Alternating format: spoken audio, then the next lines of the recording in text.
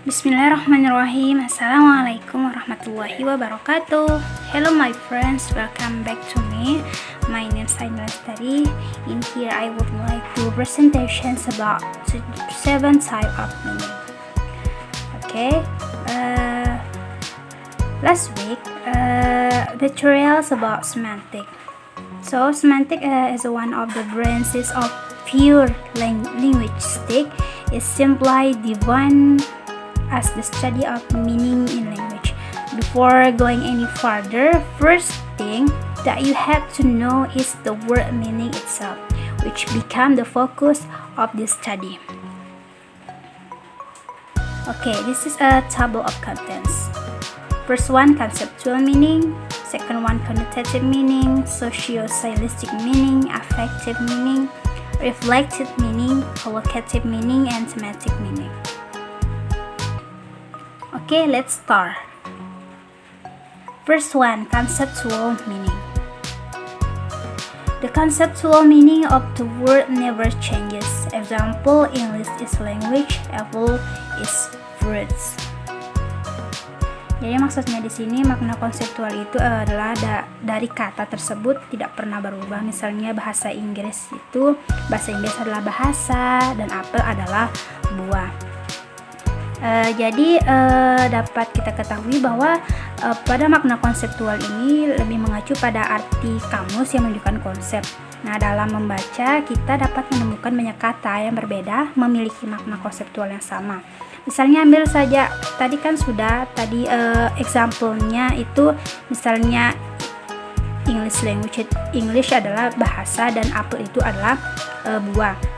Jadi kita ambil contoh lagi nih tentang misalnya ambil kata berjalan sebagai contoh. Nah, arti konseptual atau arti kamus utama adalah bergerak maju dengan meletakkan satu kaki di depan kaki lainnya. Dan mungkin ada juga beberapa kata lain yang menurut kamus berarti maju itu dengan berjalan kaki. Okay, the second one, connotative meaning. Connotation are the feelings or emotions associated with word in meaning depends on our personality.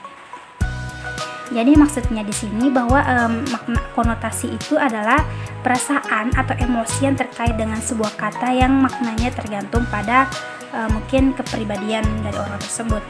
First example, one person see the rabbit or hamster and said the hamster is very beautiful, and the other may see it hamster very ugly. Ini contohnya seseorang melihat kelinci atau hamster ya, dan berkata bahwa hamster itu sangat cantik dan orang yang lebih tua mungkin melihatnya sangat jelek. Jadi untuk spesifiknya bahwa makna konotatif ini merujuk pada asosiasi yang terhubung dengan kata tertentu atau sugesti emosional yang terkait dengan kata itu. Nah, makna konotatif sebuah kata ada bersama dengan makna denotatif. Konotasi misalnya, for example lagi, konotasi kata ular. Konotasi kata ular itu bisa termasuk kejahatan atau bahaya. Okay, the third point one, social stylistic meaning. Social linguistics study of the relationship between language and society. Example, saluda or great. Jadi maksudnya di sini itu social linguistik ini bahwa mempelajari hubungan antara bahasa dan masyarakat. Misalnya contohnya di sini saluda or great. Saluda or great itu berarti sapaan. Jadi di sini terdapat dua orang dari negara yang berbeda. Dari negara Ekuador cara menyapanya kue mas micho, dan Kolombia menyapa orang dengan kue hubo farse. Jadi di sini ada perbedaan bahasa, akan tetapi mereka sama-sama menggunakan bahasa tersebut dan mereka itu mengetahui arti dari bahasa yang mereka keluarkan. Jadi lebih spesifiknya bahwa makna sosial ini yang dimaksud adalah apa yang dikomunikasikan dari keadaan sosial penggunaan bahasa. Jadi ini mengacu pada penggunaan bahasa di dalam dan oleh masyarakat yang memiliki proporsi besar dalam menentukan makna yang harus digunakan dan ingin disampaikan oleh pembicara tertentu. Faktor-faktor tersebut mungkin meliputi kelas sosial pembicara dan pendengar dan tingkat formalitas. Hanya sebagian dari makna sosial dari sebuah percakapan yang dibawa oleh kata-kata. Misalnya menyapa tadi menyapa atau berbicara tentang cuaca misalnya. Seringkali pembicaraan seperti itu memiliki sedikit arti kamus. Ini adalah cara untuk bersikap ramah atau sopan. Oke. The fourth one point, affective meaning. Affective meaning is reflective the personal feelings of the speaker, including his or her attitude to the listeners. Jadi maksudnya di sini makna afektif itu mencerminkan perasaan pribadi penutur termasuk sikapnya terhadap pendengar. Misalnya, for example di sini shut up. Misalnya seorang guru memerintahkan kepada siswanya untuk shut up dengan suara yang keras, maka siswanya akan merasa takut dan itu merupakan sikap yang salah. Adapun sikap yang benar untuk memperbaiki cara tersebut yaitu please could you be quiet atau tolong bisakah kamu cukup. Jadi lebih spesifiknya makna afektif itu bahwa makna mengacu pada perasaan atau sikap pembicara terhadap isi atau konteks yang sedang berlangsung. Penting untuk diingat bahwa setiap individu juga memiliki makna afektif yang berbeda untuk sebuah kata. Dengan demikian, hanya orang yang menggunakan sebuah kata yang akan menyadari makna afektif tertentu yang mereka miliki dengan kata tersebut. Misalnya, contohnya lagi, kita bisa membahas kata musim dingin lebih lanjut. Kata musim dingin secara denotatif mengacu pada periode waktu di mana belahan bumi utara atau selatan berada paling jauh dari matahari.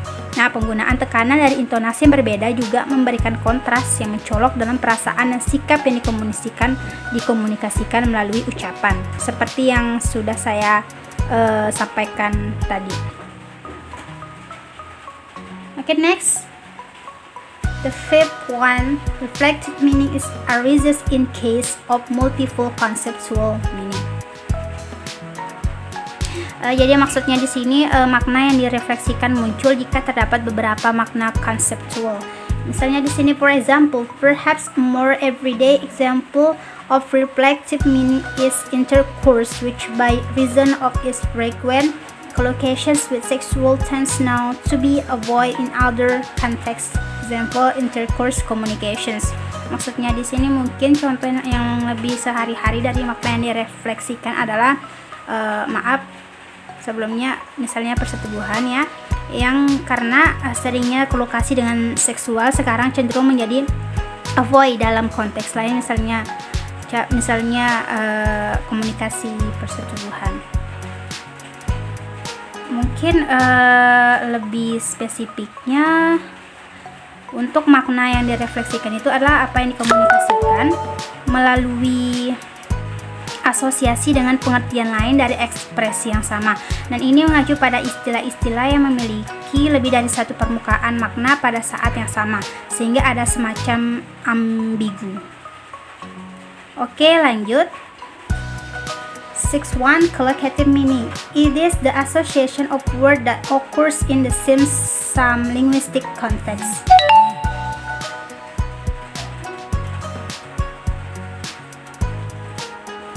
Jadi di sini bahwa maksudnya adalah makna kolokatif ini adalah asosiasi dari kata-kata yang terjadi dalam beberapa konteks linguistik.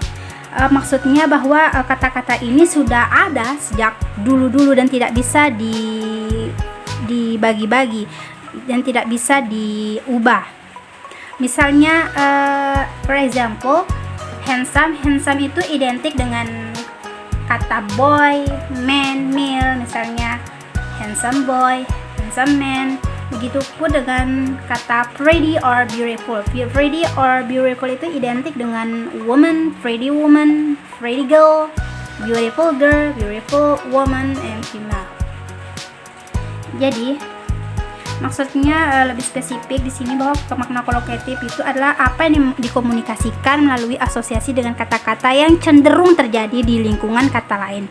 Dan itu mengacu pada asosiasi yang diperoleh suatu kata karena makna kata-kata yang cenderung terjadi di lingkungan tersebut dan tidak bisa diubah-ubah. Oke, the last one, thematic meaning. Semantic meaning is the meaning arises from the way the speaker organize his or her messages.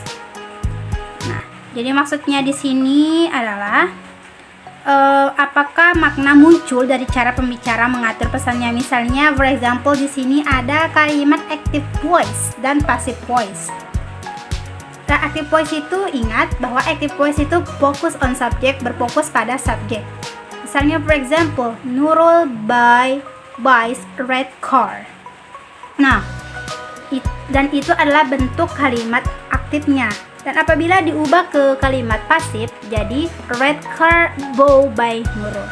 Nah, jadi kalimat pasif itu berfokus pada objek. Jadi yang tadinya objek itu berada di belakang setelah verb, jadi menjadi di depan sebelum verb. Untuk lebih spesifiknya, makna tematik itu mungkin yang dimaksud adalah apa yang dikomunikasikan dengan cara di mana pesan diatur dalam urutan dan penekanan.